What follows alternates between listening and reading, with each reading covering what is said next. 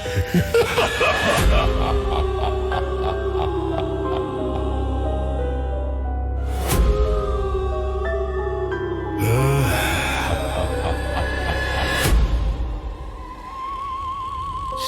Philippines podcast.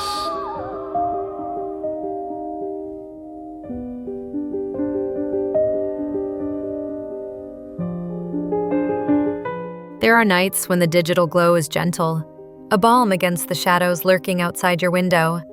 But tonight, as the screen flickers in the stifling air, it isn't comfort that settles in. It is a sense of warning. Who do we become when our photograph is taken not by a person, but by a phantom apparition living on the other side of the web? How many of us have wondered, late in the dark, about the stories behind the profile images that smile with eyes that do not quite meet your gaze? On the internet, truth and danger are seldom separated by more than a single click. Some tales are invitations to look away, but not this one. So before we continue, let me offer you this. The shadows in tonight's episode reach deep, touching upon moments and images some may find profoundly disturbing. Your absolute necessity is discretion, dear listener. I am Jessica, and you are listening to Stories Philippines podcast. This is Season 3, Episode 11, The Girl in the Photo Album, Friendster Scams and Digital Possession. 2 decades ago, the Philippines became the world's beating heart for Friendster. Before timelines, before viral shares, teenagers and adults alike built virtual gardens, connections of testimonials, scanned photographs, cryptic status lines. In 2005, internet shops buzzed with laughter and secrets. Yet Friendster was more than a digital playground. It was a place where stories grew darker, woven of rumor and paranoia, fear and fascination. The story begins on a rainy Thursday in a packed Quezon City café that hummed with electric promise. Friendster profile after profile loaded on the monitors. Old classmates, distant relatives, strangers who masqueraded as friends. That day, a group of high schoolers crowded around a monitor. At the center was a girl named Bianca. Quiet, clever, but haunted by a secret few dared to ask about. Bianca's new Friendster photo album held 59 images. Most were candid, blurry dance recitals, birthday cakes, beach trips. But in the last photo, uploaded just minutes before, a pale face appeared in the background, nearly invisible. The shape was wrong for the room, the smile wide and frozen. A chill swept down the spines of everyone present. "Who's that?" murmured Alex, looking closer. Bianca frowned, said she didn't know.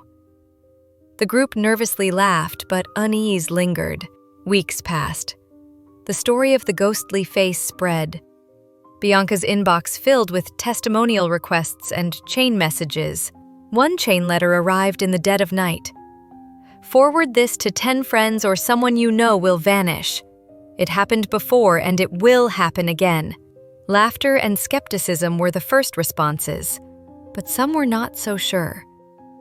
The letter referenced urban legends whispered on Spookify forums, cursed Friendster profiles, chain messages with fatal consequences, and restless spirits haunting the internet.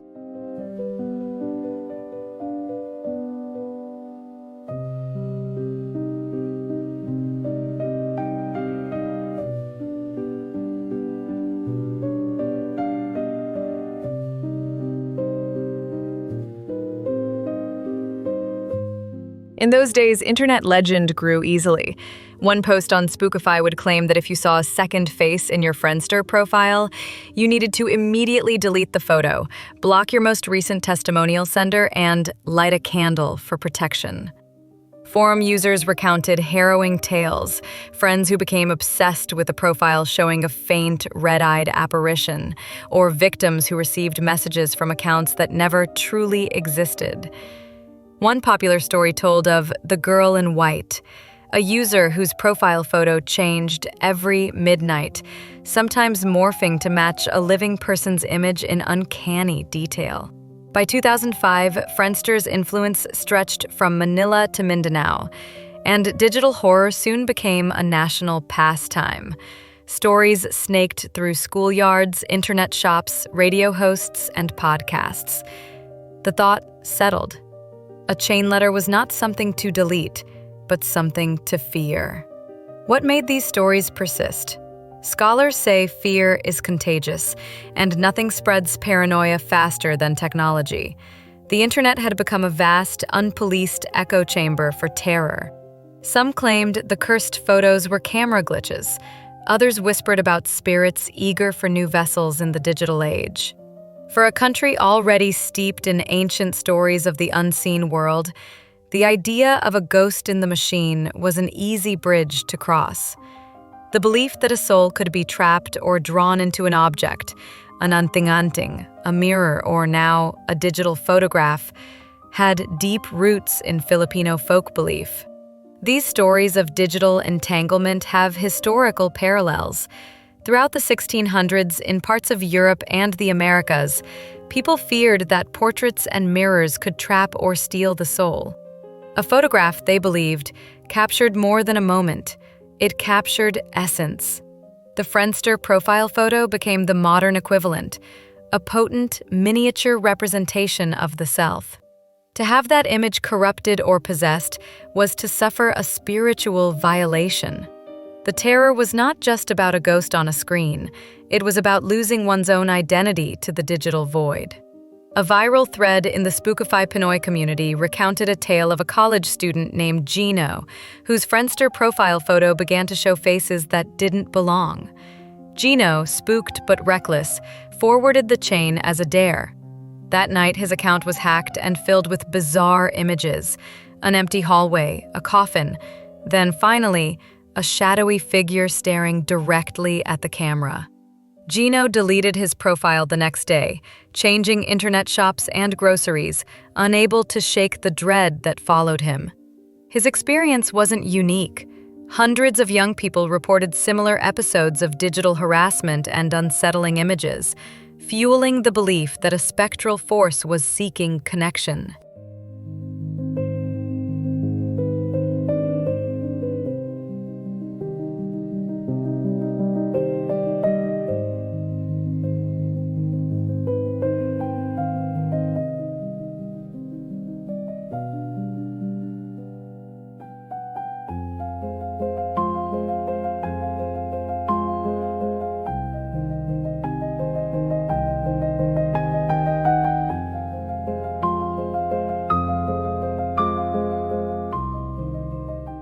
Parallels can be drawn outside our own borders. In Chile, whispers grew of spectral faces photobombing selfies. In other parts of Southeast Asia, chain messages mutated into warnings of digital possession, ghosts using hacked profiles to torment the living. In Japan, long before Friendster, the emergence of the internet brought with it the fear of onryo, or vengeful spirits, capable of crossing through television screens and phone lines. The anxiety was always the same, the belief that the boundary between the material and the spiritual is porous, and technology offers a convenient, high-speed road for the malicious dead. No matter where, fear stayed much the same. The idea that the internet is more than just data and wires. Sometimes, it is a portal. The geographical center of this panic was often the ubiquitous internet café, a low-lit, cramped space heavy with the smell of stale air and instant noodles. These were the digital chapels of the mid-2000s, the places where teenagers, packed shoulder to shoulder, shared their darkest fears in hushed whispers.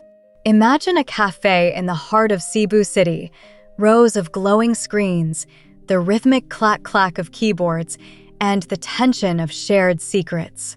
It was a perfect breeding ground for collective anxiety. In such close quarters, the sight of a cursed photo on one screen instantly transferred its dread to 20 others.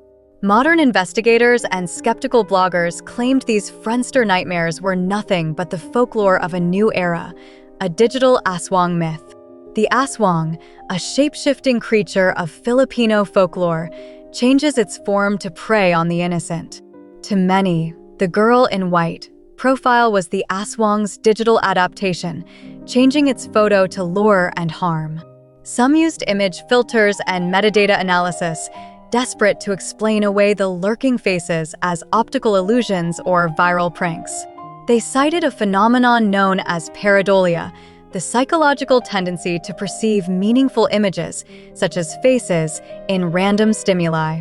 For every shadow and indistinct shape, the human brain is wired to find a pair of eyes.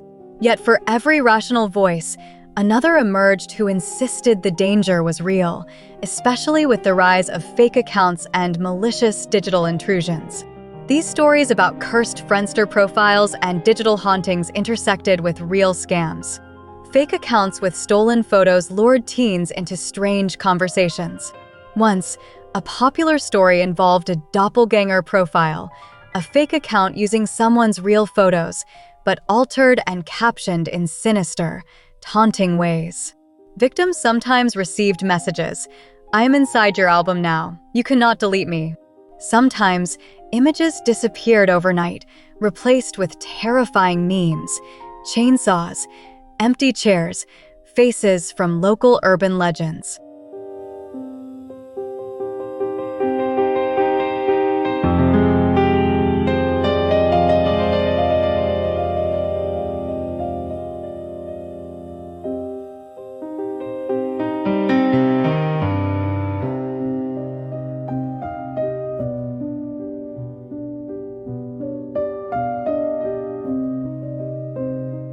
To the curious, here is a harrowing detail. In 2005, a student at a Manila university reported that a friend hacked his Friendster account and replaced his profile photo with a notorious beheading video, one of the earliest and most disturbing examples of digital possession through visual horror. After the incident, he started receiving calls from unknown numbers and would notice cryptic coded comments appearing on his testimonials thread. This was not just a prank. It was a profound violation that crossed the line from a simple trick into something that felt spiritually invasive. The boundaries between horror and scam blurred. Chain messages asking users to forward or die were sometimes bait for clicking malicious links, leading to hacking or data theft.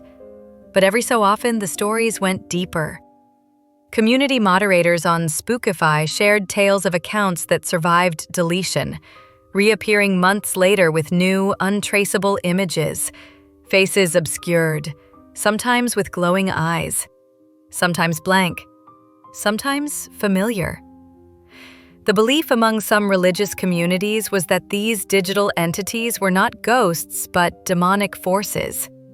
In this view, the internet was not just a medium but a battlefield, and a Friendster profile was a host body waiting to be occupied.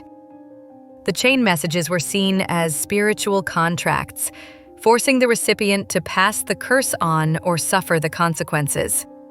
The only defense was not deleting the account, but engaging in prayer and ritual cleansing, a stark clash between old faith and new technology. All this unfolded in the era before Facebook overtook Friendster, before social media became deeply personal and algorithmic. In 2005, every testimonial was a possible haunting, every chain message a portal for paranoia.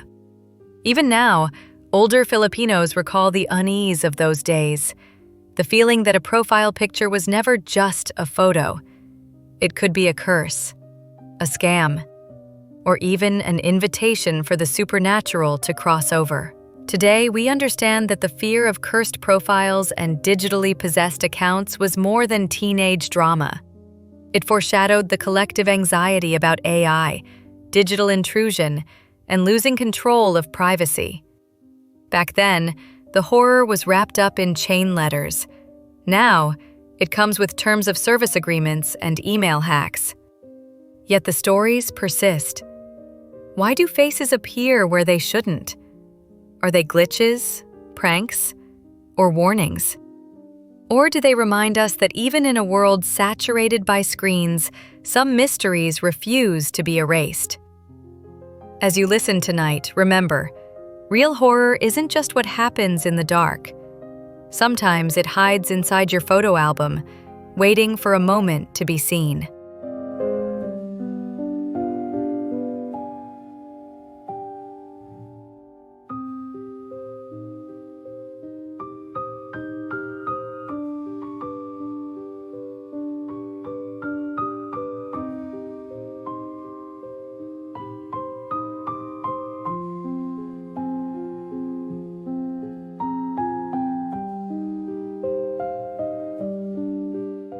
Submit your stories to our email, storiesphpodcast@gmail.com.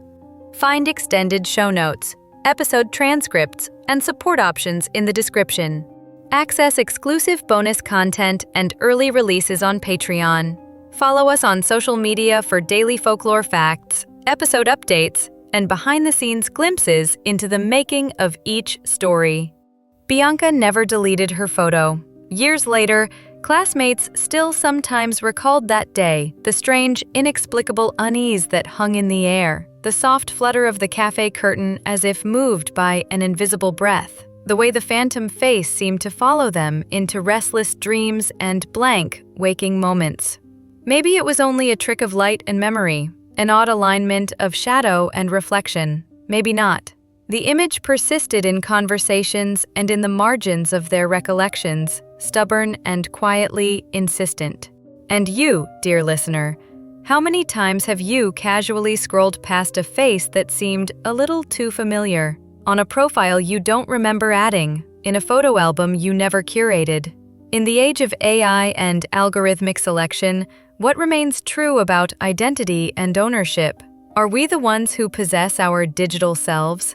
Or has something, somewhere, learned to possess us instead, rearranging pixels and memories until the line between what is ours and what is generated blurs? Before I let you go, remember this line. To observe is to invite the shadow in. Sometimes it is safer to look away. If you enjoyed tonight's tale, listen to more chilling stories in our previous episodes and keep an ear out for future releases, where the digital and the supernatural continue to collide in unsettling, unforgettable ways. Do not forget to like, subscribe, follow, and share this podcast with friends who love a good, eerie story. Support the podcast financially if you can. Details and options are available in the show notes. Thank you for tuning in. Until next time, never ignore the face in the photo album, and good night.